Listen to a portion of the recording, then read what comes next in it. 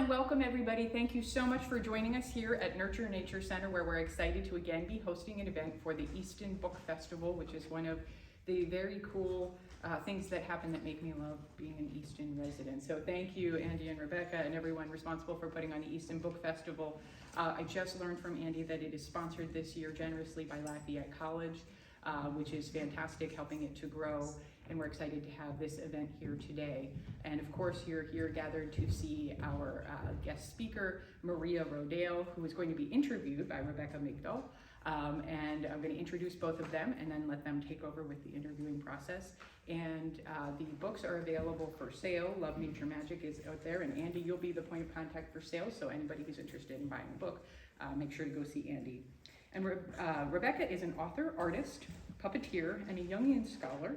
And she's co-owner of Book and Puppet Company, where I'm sure you've all been, but if you haven't, please rush right down, right in Center Square next to the Crayola Experience, one of the other cool features in here in Easton.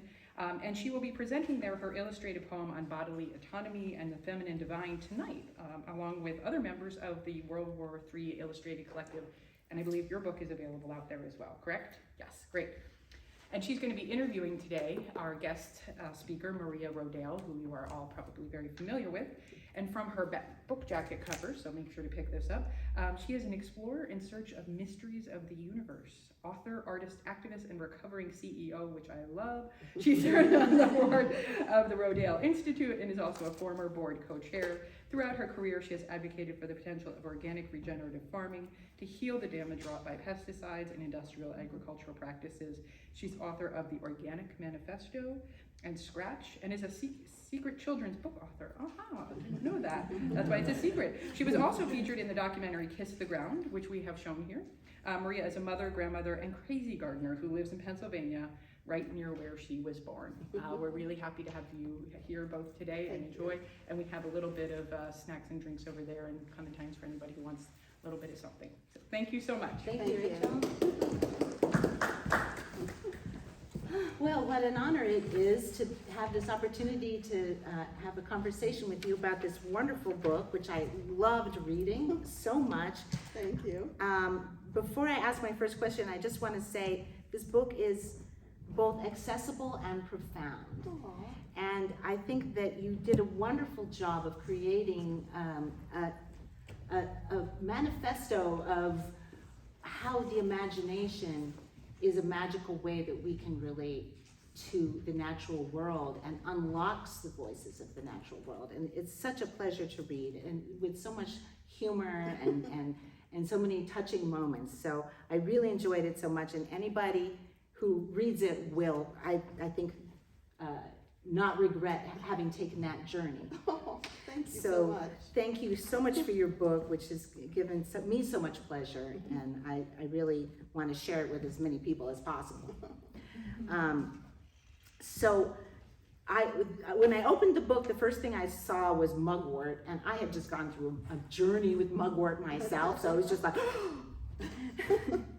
and that chapter is called Plants Rule the World. I wanted to start with talking about plant intelligence, because there's been a lot of innovative research in recent years about plant intelligence. And people are actually very interested in things like the mycelium layer, the way trees talk to each other. We've got a lot of people are coming into the bookstore looking for books about these things. And I wondered, how did you first encounter the idea of plant intelligence? And what does it mean to you in your shamanic journeys? Well, thank you very much for that lovely compliments of my book. Yeah, so before I started journeying to plants, you know, and as a crazy gardener, I was like, yeah, you know, plants are kind of smart, you know? But they were there mostly for my pleasure, you know, or for my appetite. And when I was struggling with trying to control mugwort in my yard, and everything I looked up online, and all the fancy landscapers were like, oh, the only thing that works is Roundup, and you know, there's no way I was going to use Roundup. But you know, I had a picture in my head of how my garden should look, and mugwort was not in it. And so when I journeyed to mugwort, and which I do without any drugs, it's just really with the sound of a drum. And mugwort spoke to me, and I realized in that moment, oh, these plants are conscious, and they talk, and they they want to communicate with us, and maybe that's why she was invading my yard to begin with, is because she wanted me to understand her, and that unleashed this torrent of wisdom and knowledge about how sacred mugwort is. So I was trying to eradicate something that was actually really powerful and wonderful, and what's been interesting since I published the book, I've stopped weeding pretty much completely in my yard, and I've read Susan Simard's Finding the Mother Tree, where she does the research that the roots of different species of trees work with each other, and the fungi link everything up, but since I've stopped weeding and allowed those roots of the different species of plants, wild plants, not weeds, not invasives, wild plants in my yard to work together, my roses have doubled in size. Wow. I mean, doubled in size. So there's something here that nature is trying to teach us, and goes against what we've been taught, but that's okay, that's good, and plants rule the world. Yeah. And where did I pick this up? Somewhere, and maybe it was in your book, or maybe it was something that happened in my mugwort journey, but somebody was, I somehow have this little voice in my head saying, mugwort is one of those plants that not only communicates with humans, but teaches humans how to communicate with plants. Yeah, so that was, I thought, a coincidence that mugwort was my first journey to a plant. Again, since I published the book and since I've been talking to people, apparently there's this book on herbal, I don't want to say witchcraft, but it's one of those ancient herbalist texts that people use, and mugwort is considered the first, the most important of all the plants. Wow. And again, here I was trying to kill it and get rid of it. So yeah, so Mugwort. Awesome. And although a lot of the plants in the book and the animals in the book, especially little insects, are considered to be pests or experiences pests, some of them are just loved for their beauty, like the lightning bug. And I have to confess right now that the reason why I picked these three things was because I just opened the book at random, but I knew everything in here was wonderful, and I allowed the book to speak to me. So lightning bug came up, and I thought, well, what better way to talk about your own process than to talk about the ways in which the media and the superficiality and toxicity and judging that that you talked about feeds off of people's insecurities, especially around ideas about appearance and wealth. There's that's really the story of that relationship, that the changing relationship with nature too.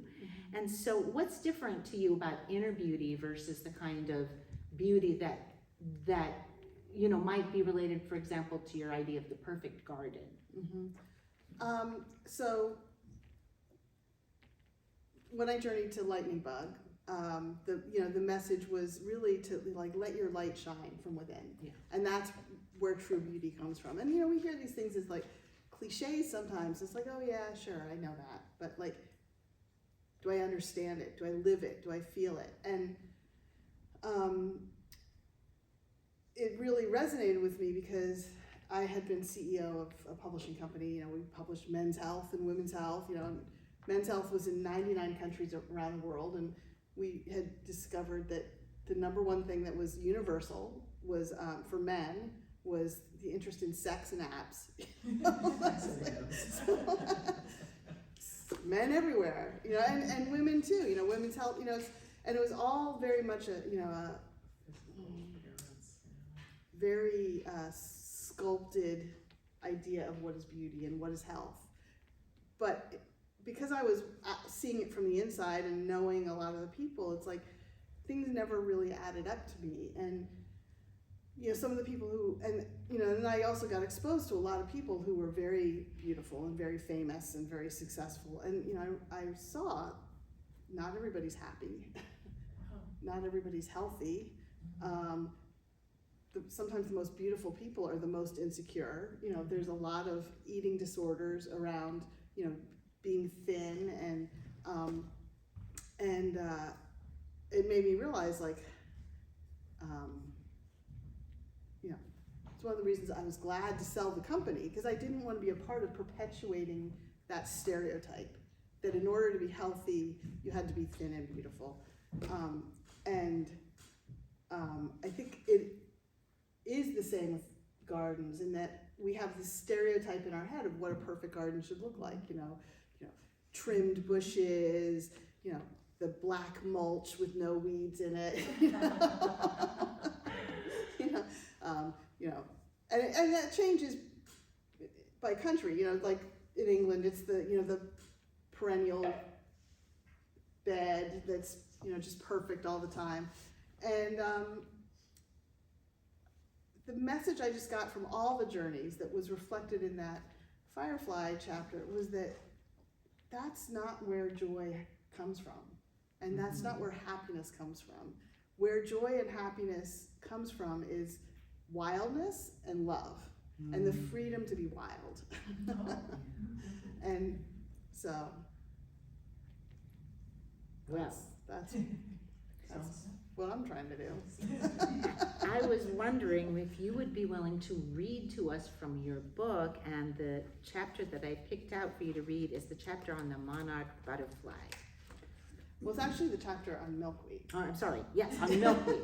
I don't know why I put monarch, because of course there are two. There is a monarch. There is. It's on milkweed, but the monarchs are in there. Yes. Okay. So milkweed. We're all connected by the thread of love.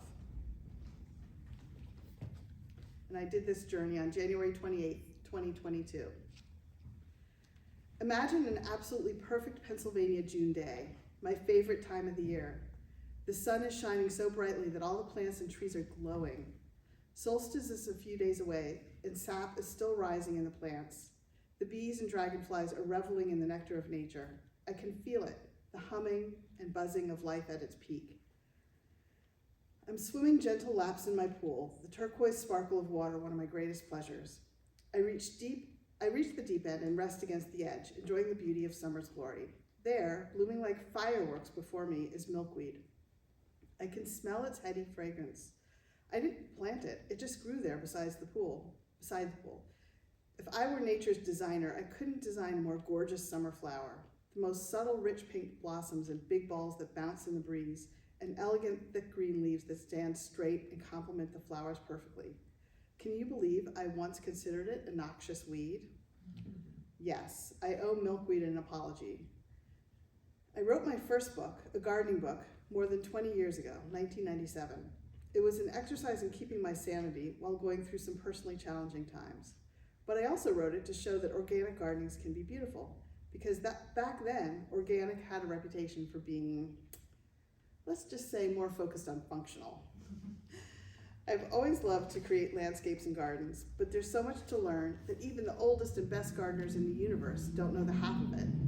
Back then, I didn't have a personal relationship with milkweed, and no one seemed to be overly worried about monarch butterflies. They weren't on my radar.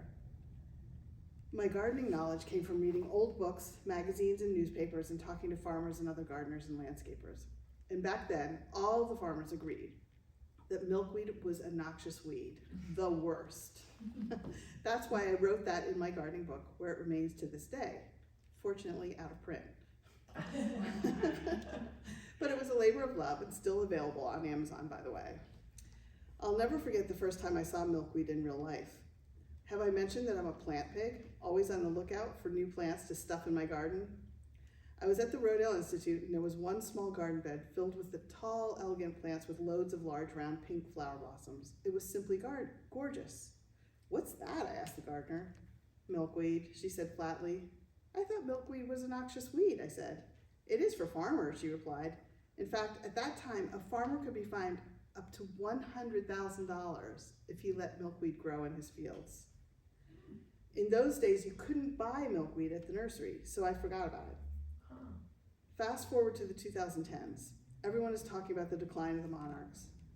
I hadn't realized that milkweed was the only plant that monarch caterpillars ate, and the only plant that the butterflies lay their eggs on. I was working in my brand new garden, and I don't remember how it happened, but there it was. I know I didn't plant it. I'm not sure why I hadn't weeded it out before then. In retrospect, perhaps it's because milkweed is one of those plants that doesn't look weedy when it first comes up. I usually let plants like that grow to see what they become, and it became milkweed. I was very glad because I had never seen a monarch butterfly in my garden, which deeply concerned me. I let the milkweed grow as much as it wanted to. It's common milkweed. I'm terrible at Latin names. Asclepias sriracha. Still no monarchs. The next year I let it grow again. It spread. Still no monarchs. The next year I let it grow again. It spread some more. Still no monarchs. I was starting to lose hope, but I had learned to love the milkweed. I loved the scent the most and the beautiful flower. While it continued to spread through my landscape, I appreciated the effortless beauty it brought to my garden. And at the end of summer, I enjoyed watching the feathery milkweed seeds float up and sail away to find even more places to grow. Then the 5th summer, it happened. I saw a monarch. A caterpillar even built its chrysalis on the back of my campfire chair, right where I wouldn't miss seeing it. It felt like a thank you gift of the very best kind. Every summer now I see at least 5, although this summer I only saw 1. I'd like to think word of proboscis, and that's the name for a monarch's mouth, has spread the news that my place is a good place. Plenty of milkweed to raise babies and flowers to drink nectar afterwards, and no nasty chemicals either. In October 2020, I was telling a visiting friend about the monarchs and milkweed and how the last generation of monarchs each summer, there are 4 generations, flies all the way to Mexico for the winter. Just then we looked up and saw a monarch flying a little erratically above us as if to say, "Wait for me, I'm coming." "You can do it," I yelled up in encouragement. "You can do it." I hope it did. One of my very first shamanic journeys involved the monarch. When I was at Esalen in 2014, someone mentioned that monarchs were overwintering in a tree on the grounds. West Coast populations of monarchs overwinter in California, not Mexico. I looked and finally found the tree. It's a crazy magical sight to see. Hard to spot because when the monarchs are hanging in the tree with their wings folded up, they look like brownish leaves. But once you figure that out, you really see it. It's mind-blowing. Here's what I wrote in my journal about my shamanic journey after seeing the monarch tree. I turned into a fairy and flew up to meet with them as they all congregated together on the tree. There were thousands and thousands of them. One of them flew me over the landscape, and all I saw was shopping malls, concrete, barren suburbs, and weedless farms. They told me that since the wildness is gone, there's nothing for them to eat and to lay their eggs on, and they're thirsty. They also told me that all of them together, generation after generation, are all one mind. What does it mean to be all one mind? At that time, I wasn't sure. Some spiritual traditions have explored the idea that consciousness exists outside of us, and our brains are both observers and participants, and possibly creators too. Doctors such as Larry Dossey and physicists such as Bernardo Kastrup have also explored these concepts. They postulate that consciousness itself is everything altogether. If consciousness is the ocean, we each are waves. If consciousness is the universe, we each are stars. Honestly, I'm still not sure what to believe. But I was sure after that workshop and learning how to journey that I had found the path I wanted to travel on. And here I am, writing this book, which is a culmination, a flowering, and a metamorphosis from whence I began. And you've traveled along with me here, so thank you. There's one more journey to take, to milkweed. Okay, so this is where I go into the journey. I dove into the blackness of the hole in my tree with the confidence of Hiccup from How to Train Your Dragon, the later movies. I landed in a gorgeous meadow of milkweed, the tall mauve flower heads swaying in the gentle breeze, the fragrance filling my soul with joy. Mother Milkweed, of course. I immediately knew her as Mother Milkweed. "We are love made visible," she said. Suddenly, I was swirling around, lifting off the ground and turning into a monarch. I drank the milkweed's sweet nectar. I laid an egg on the underside of one of her leaves. I became a monarch caterpillar and ate her delicious crunchy leaves. Then I left to become a chrysalis and turned into a butterfly again. Yes, she's the mother. I became one of her seeds, which are fluffs that float through the air, with a flat seed as the stem. I sailed up into space and then into the rainbow upper world, where a dozen laughing spirit children were jumping, playing, and trying to catch me.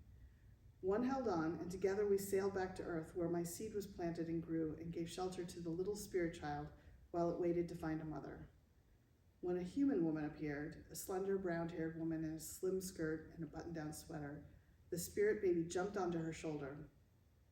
I saw a fetus growing inside the woman until it became like a chrysalis waiting to be transformed. When the mother gave birth, the spirit baby entered the real baby on the child's first breath. I felt it happen, like a little hiccup. Milkweed spoke again. "We are all mothers." I saw mothers holding hands together around the world, like the roots of the milkweed.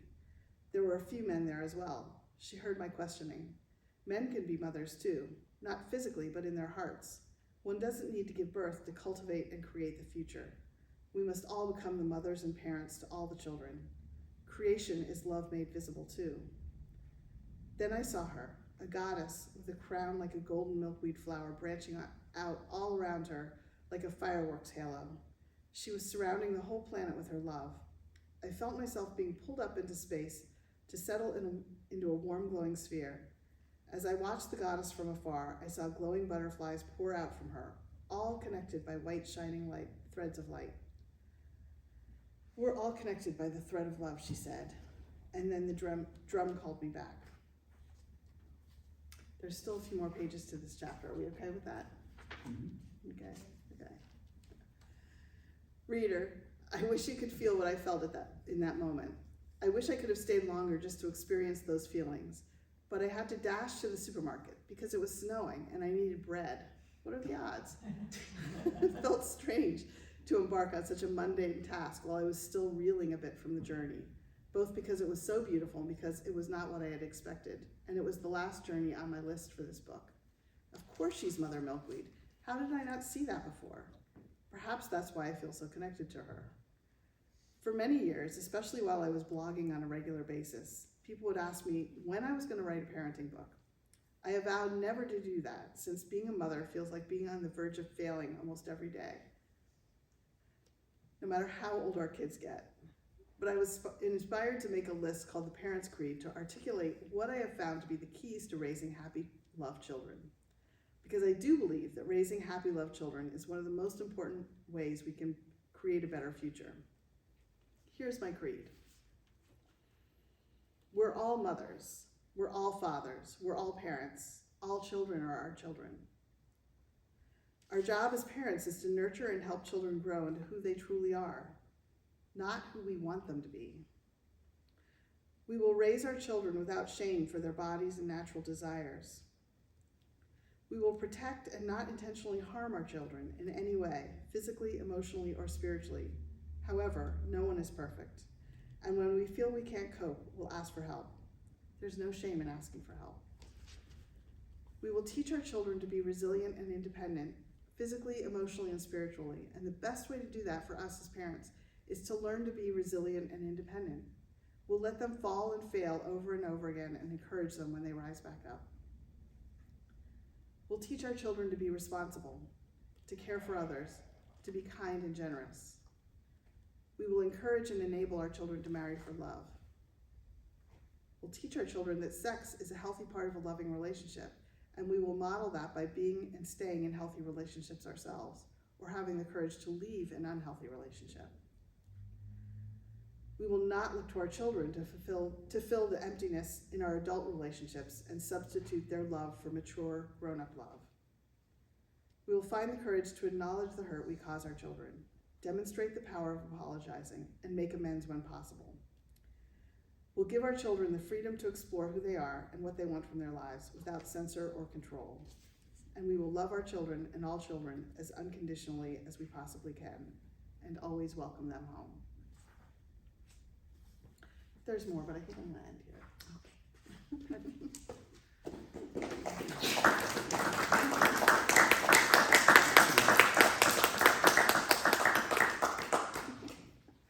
Thank you for reading the parents' creed. I really love that so much, and it's so inspiring.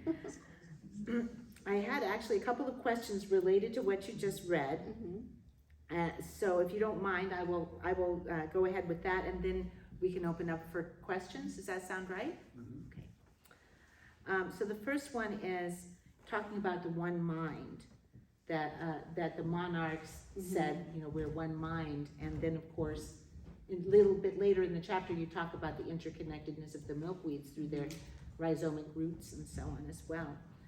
Would you say that this is part of a primary consciousness that connects all species in the vast web of life? Is that how you have come to see things?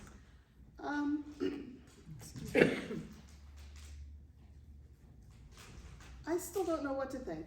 A friend of mine is writing a book on consciousness, and you know, so I'm constantly sending him articles, and you know, he's known for doing very thorough investigative types of books, and he just said recently, you know, like, I've been working on this book for a few years and I don't know anything anymore. And I think that's kind of how I feel, and then that's the best place to be, is we're like, well, you don't know. Oh, I don't know. You know, it's a mystery. The constant message that I've gotten, and that is also a very strong indigenous message, is that everything is connected. So how is that connected? You know, roots, fungi, physics. Yeah, everything. So, but I don't think we're ever going to know what that is, and what, you know, one mind really means. Yeah, in a sense, it almost seems like the things that we know the least about are the ones that are the most obvious. Yeah, humans do like to complicate things.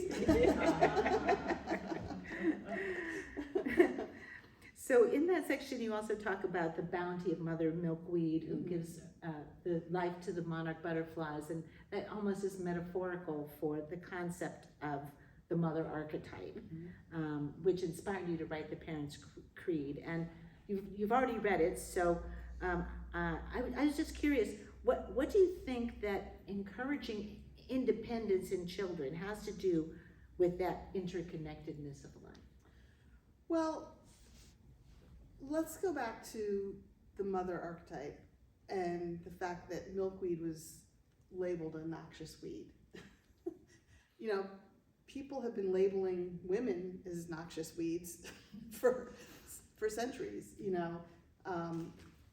Keep us in our boxes, you know, don't let us explore, or, you know, get educated, or, you know, or marry for love, all those things, you know.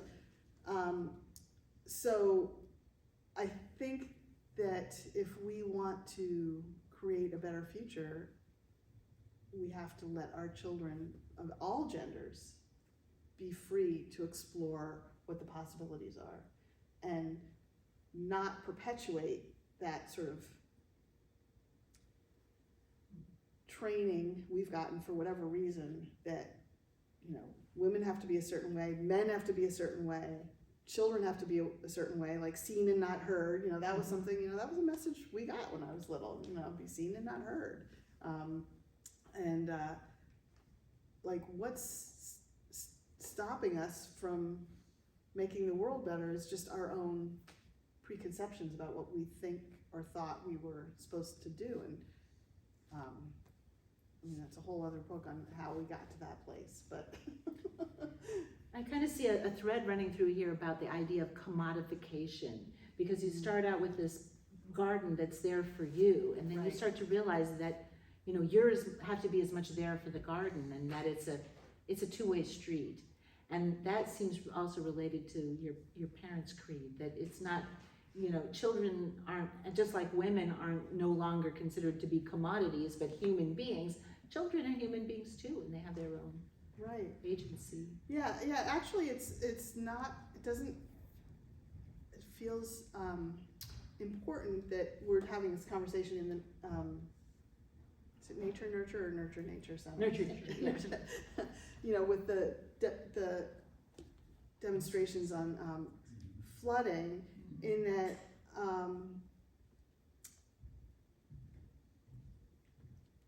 you know, when the soil is farmed organically, or a garden is farmed organically, the soil is able to absorb a lot more water. And what we're seeing with climate change and all the catastrophic flooding all over the world, that's the shift that I had in my garden, is that, wait a minute, what's the point of having something just for my visual pleasure if we're all gonna, you know, if we're all gonna die? My role really is, and what all of our role is, really to like let nature do what it needs to do to absorb water, to absorb carbon, to provide food and flowers and oxygen, and you know, so it's a complete turning upside down of my paradigm, my perspective on what my role as a gardener is. So now my role is to serve nature, really. In a kind of a rewilding, as Yeah. you were talking about in the Right. with the monarch butterflies and the milkweeds, so that it's the lack of wild places Yeah. that is undermining the fabric of our ecologies. Yeah. And we think that by controlling things, we're making them better. Yeah, and we're not. Yeah. We're just really this year I let those grow, and I saw more hummingbirds at those evening primrose flowers than I've seen in my garden ever before. And you know, Virginia creeper is a beautiful, vibrant red this time of year. So, you know, it really is about learning and changing our perceptions, and also understanding that we don't have to like work really hard. So, Maria, are those native plants? Because we're always talking about the invasive plants and the native plants. So it's I a bit don't know for confusing. sure, but I do talk a lot about in my book about the idea of invasive plants, and that most of the things we consider invasive actually were brought to this country by humans, unlike bugs that can travel, you know. And I think my personal belief is that, and well, let's put it this way. I just heard a rumor recently that suddenly makes sense, that the chemical companies like Monsanto created the concept of invasive plants to sell more chemicals. Makes sense. Because really you should burn to get rid of invasives. That's Or the are they organic really way. invasive, or are they just traveling? Yeah. Because, you know, the monarch goes from here to Mexico and doesn't have to go through, you know, the border security. And plants, you know, there's so much evidence that plants migrate, trees migrate, animals migrate. So why are we talking about plants as invasive when really they're intelligent, conscious beings that are filling the gaps? In fact, I was thinking about it the other day, how, like, let's say you would backhoe an area of your lawn and just let it grow. You know, well, a lot of what we consider weeds are really, they're like the first responders. They're like the EMTs coming in and saying, okay, we got work to do here. We got to heal this. We've got to cover it up. We've got to, you know, and some of those are what we consider native, and some are what we consider invasive, but they're all important and have a value and play a really strong role in the community. I guess the only thing I would say about that, you know, certain species like loosestrife gets into, which is not from the U.S., and it pushes out the native plants, which then also pushes out other animal and insect species, because it's out of its realm of animals that would, and insects that would eat it. So now the local animals and insects don't eat it, so then they have to move somewhere else to get food, and so it really does become a problem. Or the other. This is our understanding. Well, that's the And thing, so the that's su- what we've been told. And that's why they're considered That's what invasive. we've that- been But told. then we need to import the animals and the insects to eat that, to kind of keep it in its realm. Or do things just evolve and adapt? Mhm. Do we really know better than Do nature we know does better what than nature's nature? doing? Yeah, By the way, I hear kudzu is delicious. it is delicious. Yeah, I've eaten yeah. it. Yeah, it also makes really nice baskets.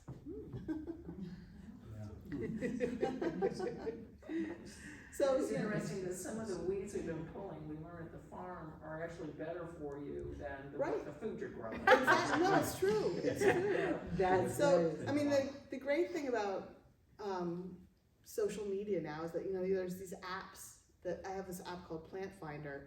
So like, anytime I'm going to like, oh, that's a weed, and I take a picture of it, it's like, oh no, actually, that's a really, you know, like nutritious, delicious edible, or, you know. So it seems to be more that the what we call weeds are actually the healthiest things Right. we could be eating.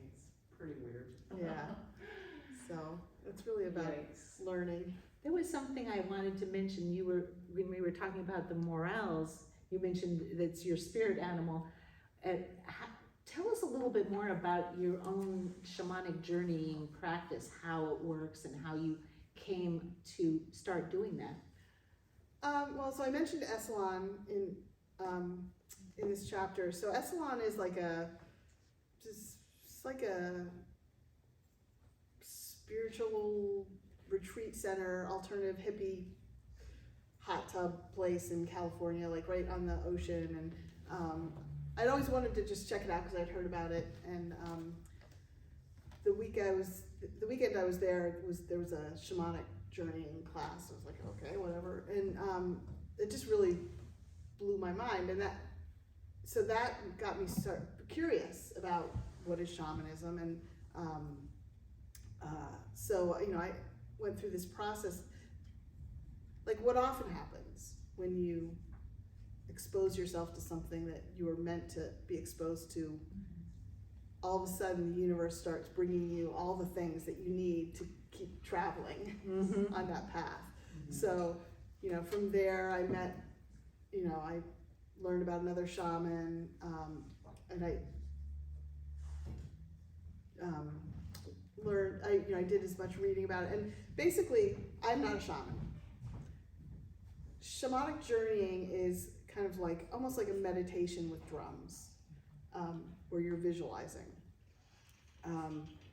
Shamans are like universal in every culture. They're the medicine people, you know, the wise elders, the healers, and they do this thing where they go in, you know, a session with you and help you discover what your spirit animals are and what your soul contract is and things like that. So there's a lot of good shamans. I mentioned a couple of them in the back of my book that you can do sessions with, and I don't do that, but if you're interested, and you know, what I call it in my book is the trail of books, but it's also the trail of movies, the trail of people. Like, if you're interested in this and you're genuine, things will start coming to you, and you'll start meeting people, you'll start hearing about things, and you just like go, okay, sure, I'll try that, and and know that there are plants and animals and ancestors and spirit and universal consciousness like helping you along the way. They're like whispering in your ear. So you probably already know what your spirit animals are. Yeah, it's like there's a kind of a knowledge that exists at our body level, and a lot of that knowledge has really been colonized by this idea of the superiority of empirical rationalism, which is a very useful tool, Yeah, but it can't cover everything right. in terms of what these extremely sensitive and integrated instruments are that we have, that are these bodies that exist in the context of, you know, all of humanity and all of nature. And there's a lot of wisdom that we've been taught to ignore, and that we really do ignore at our peril. I think a lot of people understand that, but they don't know how to find their way back to it. Right, right. And a lot of times they don't really try to find their way back to it until something happens, like they get sick or, you know, a loved one dies. And so, you know, don't wait for that to happen. Start now.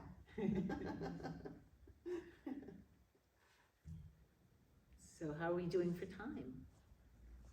Good. Good, is it a good time to wind up, or do we have time for any more questions, if anybody has Does anybody one? We can take another question. Any more questions? Well, we have books I- for sale. I actually did have one more question that is on here, but I wanted to hold it in case there was more questions from the audience.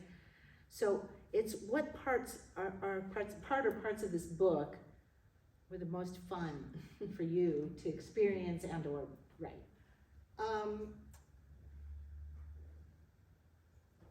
So probably the most fun is the groundhog chapter. Like, I had no idea what to expect from a groundhog journey, and it was hysterical. I mean, I still laugh, like, just throughout the day when I think about groundhogs and what they're thinking of and who they are and what their sense of humor is. So they're comedians. So, and then also Rabbit, you know, Rabbit was pretty funny too. So, you know, it really is getting to know these animals from their perspective has just changed my whole relationship with them. And you know, we're all friends now. Do you think it would be possible for somebody who doesn't have any direct experience with a creature to do a shamanic journey? I mean, you're actually living in a world where these animals and these plants are all around you, and you have a direct relationship with them because you're going out into the garden and working in the garden. Not everybody really has that kind of an environment. Well, I mean, this was like this was like a special project, you know? Yeah. Like, I still journey, but I'm not like journeying to specific animals or plants now, unless I have a very specific thing I'm trying to find out. But I do, like, I know a lot of people, and myself included, who like are spirit animals or animals we've never encountered in real life. Mm-hmm. So I think, you know, there's archetypes of animals and beings that we have relationships to that we don't necessarily have personal experience with. But I also think, like, after this book, I did a journey to the forest fires in Canada. Remember when it got all smoky here, and I was like, what's going on? What do we need to know? What do you want to tell me?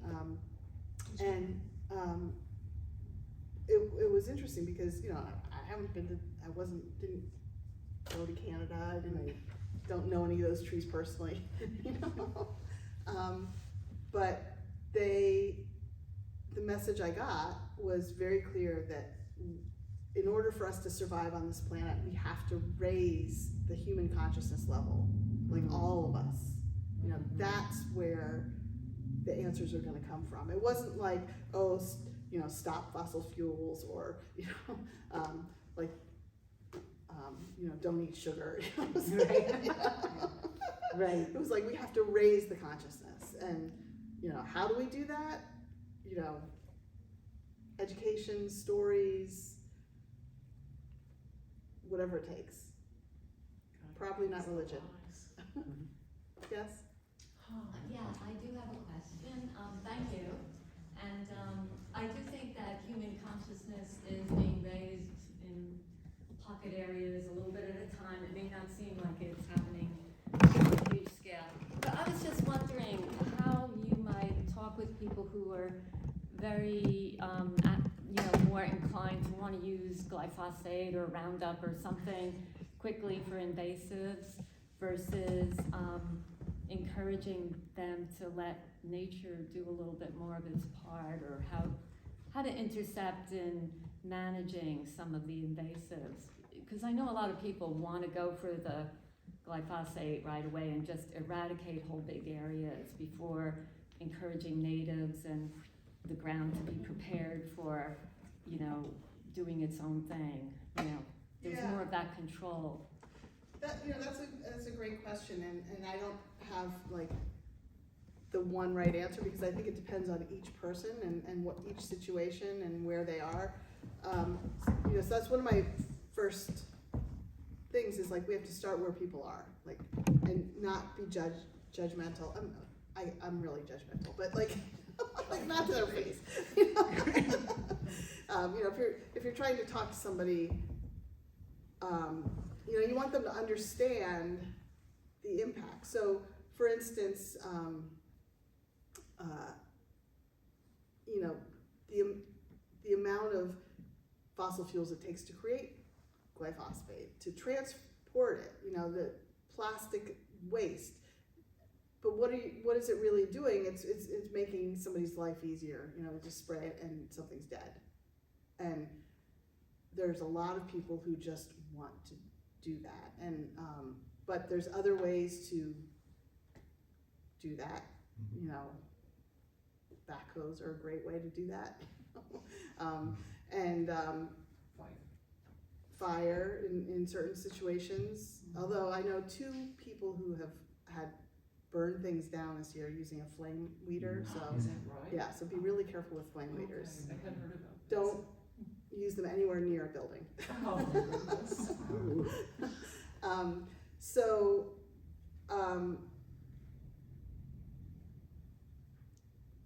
I am serious though about like not judging, because I think people think they're doing the best that they can, and they're trying to do what's right. But the more you can like gently, like I serve on my environmental advisory committee in Salisbury Township, and we had this situation where they were talking about one of the parks, and somebody said, "Why don't we let it go to meadow?" You know, and the guy was like, "Oh, we tried that, but it was filled with thistles." So we used Roundup and got rid of everything. But earlier in the meeting, when we were just chatting, he was talking about how much he loved birds and how he like fed the birds and like had bird feeders. And I was like, well, you know, like when you're buying bird seed, you're buying thistle seed, you know, to feed the birds. Or you could just like not spend money and let the thistles Feed the birds. feed the birds. You know, so. Yeah, I just had a comment related to the previous question. There's a plant called Japanese knotweed. It's all up and down the Delaware River. And yeah, a lot of environmental groups attempt to use Roundup, cutting it with a machete first down to about 6 inches, then using Roundup. And I think they're starting to change their minds about that.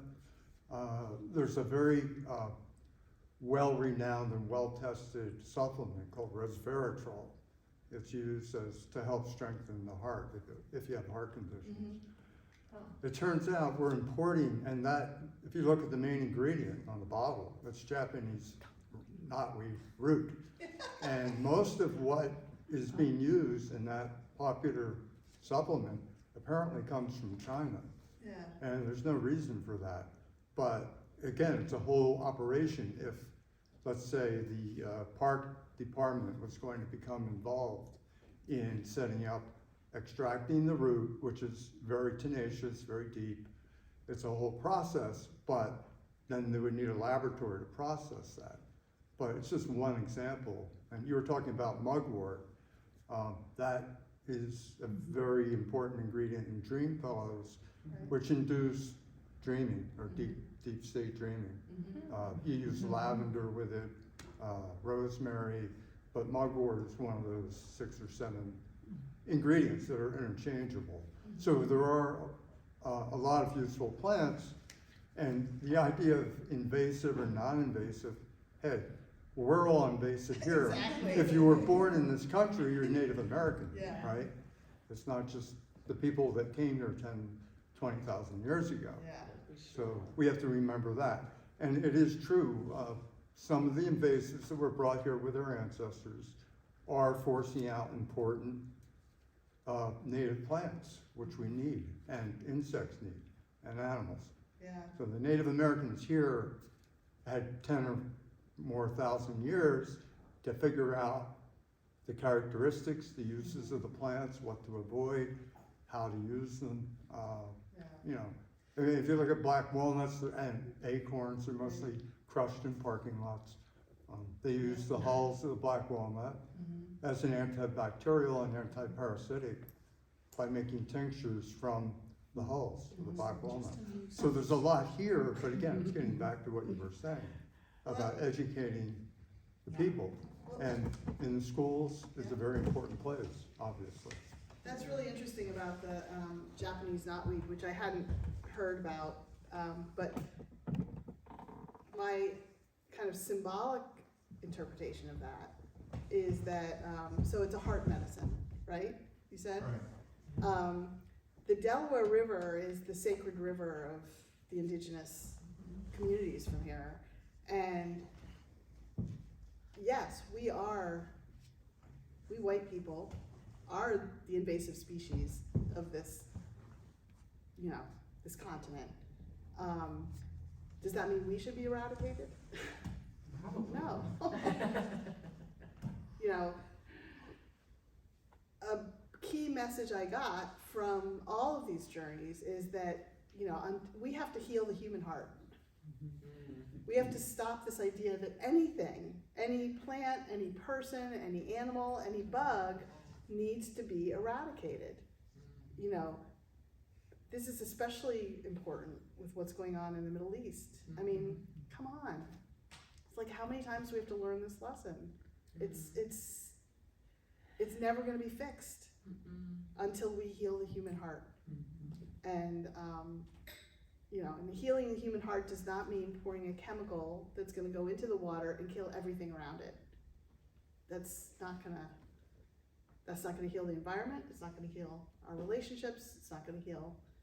So I do think sometimes these plants come to us and until we learn the lesson, they just get louder and louder and stronger. And it's our job to listen and pay attention and learn. Interesting. I just have one other question. In your communications with plants, have you ever communicated with poison ivy? Whole chapter It's on in your poison book. ivy. I'll have to read that one. That's one of my favorite journeys. Okay. Sounds good. And love, it's all about love. Love, which is, you know, That's, comes from the heart. yeah. Because I have a really hard time on the little bit of property we live on, you know, pulling out things that are so-called undesirable. So therefore, it's like, I feel like I don't have much control. Like, people around have beautiful gardens with loads of flowers, and I feel like Don does great with vegetables, but I feel like in terms of the flowers, I've kind of allowed things to just happen, and I haven't gone crazy pulling things out. So Well, good for you. there's like Excellent. evening, like you mentioned, evening primrose. We have a ton of it, and I thought it's got to be there for Yeah. a reason. Yeah. It needs to be there, and also these Jerusalem artichokes have taken over, and I didn't have the heart to do too much there either. Well, the roots are edible. Yeah. Yeah. I do know that. And mugwort, by the way, is an antidote to poison ivy Mugwort boosters. is? Yes. Yeah, especially the California mugwort. It grows near poison ivy, and Okay. the journey that I had with mugwort started with the story a friend of mine told me about she had terrible poison ivy. She was in California, poison oak in California, and her horse rode into a patch of mugwort, and she couldn't stop the horse, and the horse was like, "We're going in," you know, and she's like, "Ah," and she's all covered with welts, and she suddenly heard the mugwort talking to her and saying, you know, use me, and she made a compress with the mugwort leaves, and it helped her with her poison oak, and she said she's never gotten it again. Wow. So I arrived, of course I heard this story because I arrived at this conference covered with poison ivy sores, and I went on this mugwort journey to try and be healed, and then mugwort came back in this book and said, hello. Hello. I was already using it as a dream tincture, but Yeah. I did not know what it could do. I understand plantain is also good for, Yeah. that's another one everyone wants to get rid of, Yeah. plantain, and Right. it's actually edible too. Groundhogs love it. Mhm. I was just gonna ask, have you ever journeyed with a plant that you eat? Because when we grow, like at the farm, it's really Yeah. hard, well, go pick all the carrots. Yeah. And so you're yanking everything Yeah. out. Daily, you're just like yanking plants out of the ground, trimming them. It's kind of brutal. Well, I didn't journey to any vegetables, but I did journey to deer, where I learned a lot about, eating meat. Okay. And I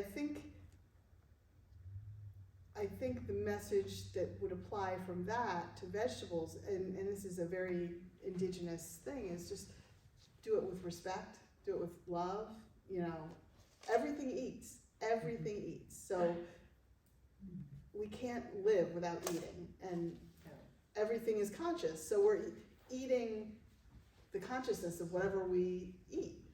And I felt this even before I wrote this book, that if you eat, say, pork from a pig that was raised in confinement and suffering, you're ingesting that energy.